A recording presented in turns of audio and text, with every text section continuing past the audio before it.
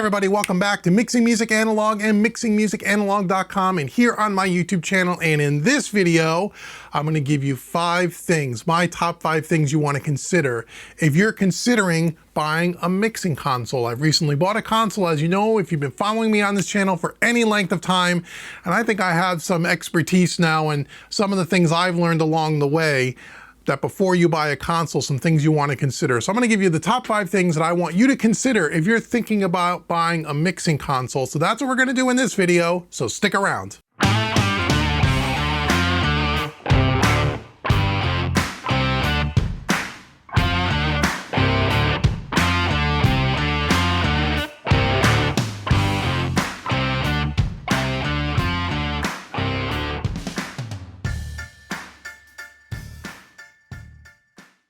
Okay, welcome to Mixing Music Analog and mixingmusicanalog.com. Thanks for joining me today for this video. So again, we're going to talk about the 5 things you want to consider if you're thinking about buying yourself a good old mixing console for your studio. Now, before we get to that, I want you to like, share, subscribe, and also consider supporting the channel by hitting the thanks button right below the video, right next to the thumbs up and thumbs down. Look over to the right of that and hit the thanks. You can support what I do here by giving me a donation, and I thank you in advance for doing so. It really does help, and I really do appreciate. Also, all the links in the description box below if you want to check out all the different things that I'm involved in, the things that'll help you make better music in your home studio. So let's talk about 5 things. So you're thinking about getting a mixing console.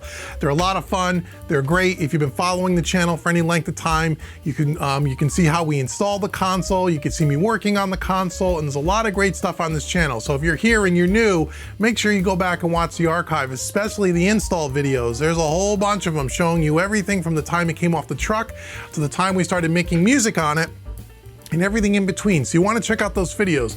But having said that, what things should you be thinking about? You're thinking about buying a console, you have some hardware in your studio, maybe you're working with a mouse and a keyboard, and you're thinking about buying a console of some kind. Maybe it's a tabletop one, maybe it's a full standing one like this, who knows? What are the things you want to consider? Well, the first thing you want to consider, and I tell people, is you want to think about, well, how many inputs do you really need? And are you going to be using this for recording or mixing or both? Now, most people are typically going to buy a recording console to do some recording and some mixing. For me personally, when I bought the Origin, I bought it because this is just a mixing studio. I don't do any recording here at all. I totally just do mixing. That's what I do. But I realize that most people are actually going to do recording as well. So you want to think about your inputs in the preamps that are on that console. So if you're recording full bands, let's say, you want to have something with a minimum, I would think, of 16 inputs and 16 preamps on your console. Not all analog consoles are created equal. Not all of them have, like on this console, we have 32 SSL preamps and 32 inputs, but you don't, not all consoles have that. And actually this desk has 64 inputs, 32 of the preamps and 32 for monitors. So you could really do more than that, but you don't really need, 64 inputs for recording unless you're recording, some live string orchestra or something. But for most people, you're only going to need about 16. So you want to take a look and make sure you have the right amount of I/O and preamps for your console. And you want to think about, well, am I going to do recording, mixing, or both? If you're going to do both, think about the inputs and how many you need, and then that goes along with how many faders do you think you're going to want to have. So, not if you just be some desks, just because they have, let's say, 8 preamps or 8 inputs that you could record, they could have way more faders. Some desks will have 24 faders, 32 faders, but only have 8 preamps. So you want to make sure you take a look at that depending on the manufacturer that you're looking at. So that's tip number 1. What are you going to be using the recording console for? Mixing, recording, or both? And number 2, if you're going to be doing recording, how many inputs does it have and how many faders do you have? Number 2, you need to decide whether you want to buy a modern console, something new, something like an SSL Origin or like a Neve Genesis Black or like an API or a Trident 78 or an Audience, or do you want to buy a vintage console? A lot of people ask me this question when they saw I bought an Origin, which is a brand new console, came out in year 2020. why didn't I buy, a console from the 80s or 90s? SSL makes the E-Series consoles, and in those particular vintage consoles, they have dynamics in the desk, which this does not have. And a lot of people said, well, you could have bought, you know, a mid 80s or a late 80s or an early 90s console with dynamic sections in it for the same amount of money or less money up front than I paid for this, and that is true. But there's some things you want to consider between a vintage and a modern console. So there's some pros and cons to each. Let's start with the vintage consoles. Vintage consoles are cool. You can usually get them that are well maintained for a reasonable amount of money. You might be able to get them for well under 50,000 bucks, depending on the console now. It depends on the brand and what it is and if it's highly collectible, but you can spend less than what I paid for this and get a vintage console. That's true. You can typically, with a vintage console, you could probably get even more faders. You can get more features in the desk, meaning that I'm talking about SSL because that's what I'm familiar with. If I bought, let's say, a mid 80s or late 80s E or G series console, as opposed to an Origin, which is what this console is based on, I would have gotten dynamic sections, compressors, and every single channel in that desk. This doesn't have that. I could have gotten automation in that desk, which this doesn't have. And even maybe even some of the later models, maybe a little bit of DAW control, which this doesn't have either. So you can buy it for about the same amount of money, if not for less. But the things to consider with a vintage console, there's several things you really want to consider before you jump into buying something vintage and something really cool like that. Number one is the physical size of it. Now, the older SSL consoles, the ones from the G series and the E series, they're physically a lot bigger. They're longer and they're deeper because they have the dynamic section in there, so it makes it a deeper desk from front to back. So you gotta make sure you have the physical space for it. You gotta get out that tape measure and really look, because those things can be extremely big and take up a massive amount of room. Conversely, the Origin is only 72 inches wide by 43 inches deep. So it's not much bigger than, say, a big office desk. It's not a huge mixing console, so it'll fit in pretty much any room in your project studio, home studio, or even a commercial room, certainly. So that's the first thing you gotta think about. The second thing you gotta think about with a vintage console is the running cost. So with vintage consoles, something like, again, the SSL and anything back from, you know, the 80s and 90s, they have massive power supplies. So you would need a machine room, a dedicated machine room with dedicated electricity, usually it's 240 in the US, dedicated air conditioning to keep those power supplies and computers cool, and that could really run up the electric bill. I've known people to have those vintage consoles and it could cost anywhere from $700 to $1,500 a month just in electricity alone, because those old consoles need to be running 24 hours a day. You don't turn them up or down. You don't power them up and down. You leave them on all the time. And because of that, you have to run the AC all the time. And so the run cost is extremely expensive. Again, conversely to a modern console, whether it's something like an Origin or anything on the market today, they are much more energy efficient. This particular console doesn't need special machine room, doesn't need special AC. The energy cost is about the same as running a desktop computer, and it can be powered up and down every day. You don't need to leave it on 24 hours a day like the old style consoles. That's the first thing you got to think about. The second thing you got to think about with the vintage console is the maintenance and the availability of parts for these consoles. Now, most of these consoles are still in existence today, ones from the 80s and 90s, and you can still get parts for them, but it's becoming more and more rare. They're becoming more and more expensive. The older consoles are a lot more temperamental, meaning that they need a lot more maintenance and need a lot more tender loving care.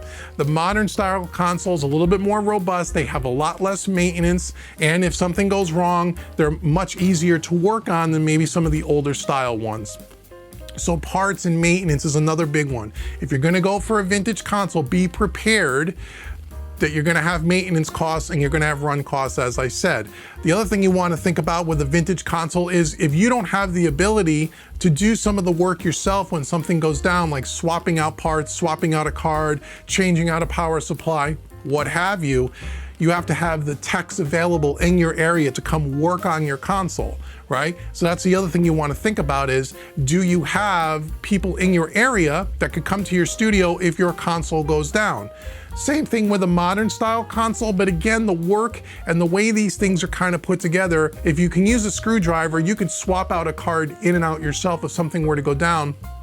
And also too, for me, I have someone within an hour that could come here and work on it if it really needed to be worked on. So those are the things that you want to think about between modern style or a vintage style console and a modern console. The vintage ones are cool. You can get maybe more features at the same or less of a price, but they take up more space.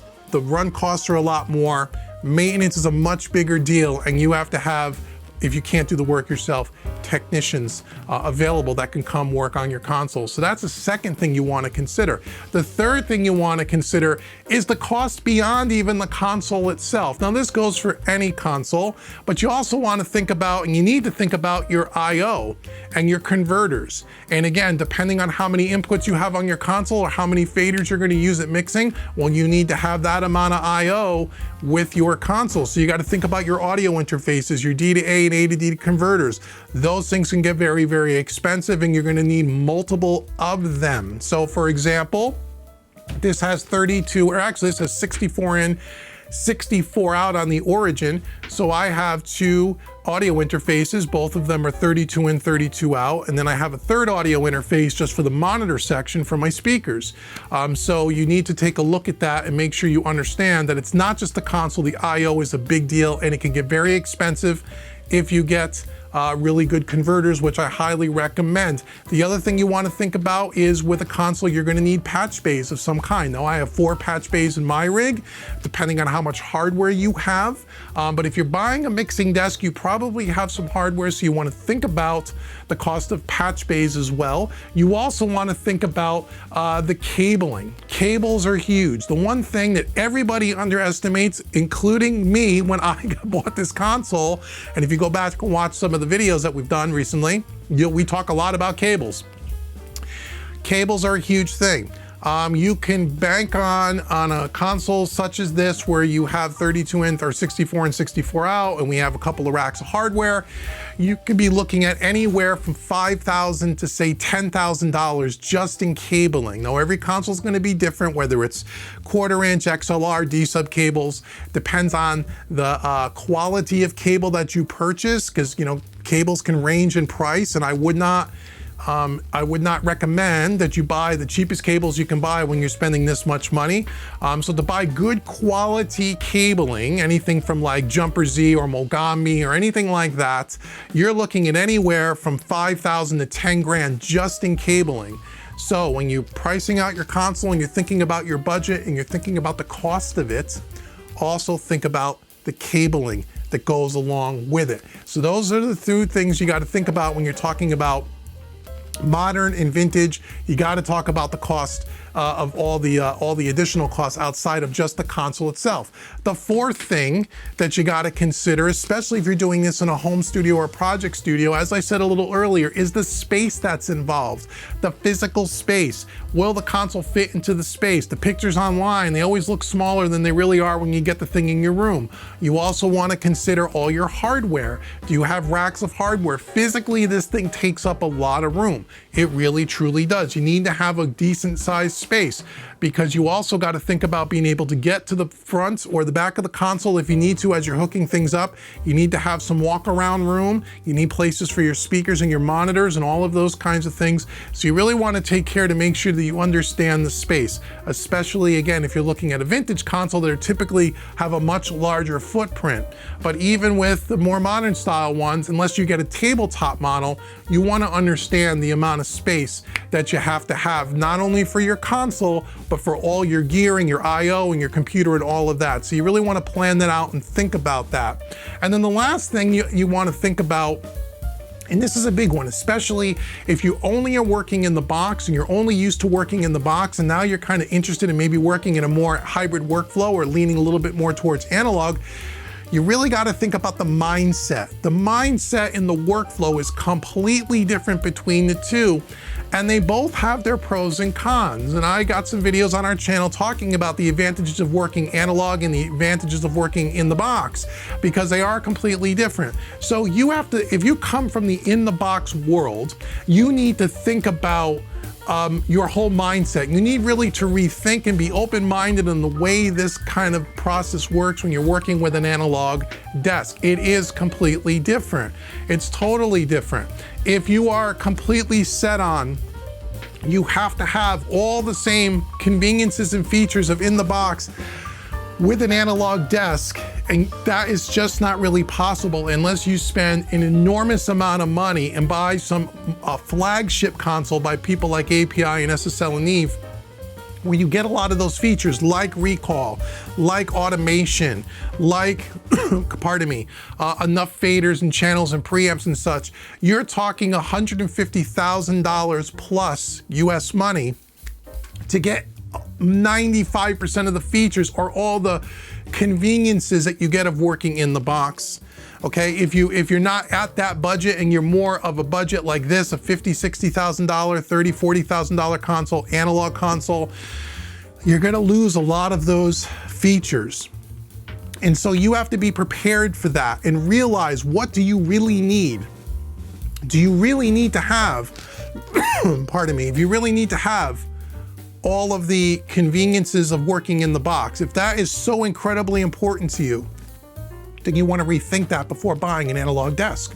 Okay, so that's kind of it. You got to think about your mindset. You got to realize the workflow is completely different, and it does take a little bit getting used to, but I will say once you get used to it and you start working in this fashion, if you're into this kind of stuff, you'll find that it is super fun. The fun factor is off the charts and you'll really enjoy it. But you do sacrifice some things when you move to analog that you have in the digital domain that you don't have in the analog domain. It's not a showstopper. There's workarounds for it. But like I said, there's pros and cons to everything. So it really depends. So I would highly recommend that you really think about that before you run out and buy a console. So those are the 5 things that I would tell you to consider. And there are others. I highly recommend that you go back and watch all the videos on the channel, especially the install videos where we show you from start to finish how we installed this SSL origin, all the hardware, patch bays, all the cabling, everything. So you get a real peek behind the curtain on what it really takes to not only purchase this stuff, but to install it and to learn how to use it.